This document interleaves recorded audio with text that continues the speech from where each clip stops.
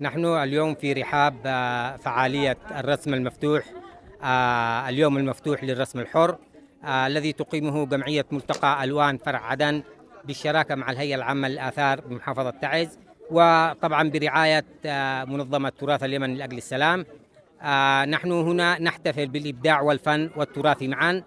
نتمنى أن تكون جدران قلعة القاهرة الأثرية وأطلالاتها القديمة ملهمة لكل رسام ومبدع في إنتاج لوحة تعبر عن روح المكان وعن تراثنا وهويتنا الأصيلة.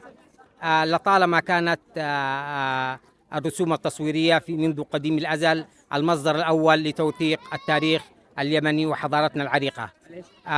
نرجو نأمل اليوم أن نرسم الماضي ونحتفل بالمستقبل. أحمد قسار، نائب مدير هيئة الآثار محافظة تعز.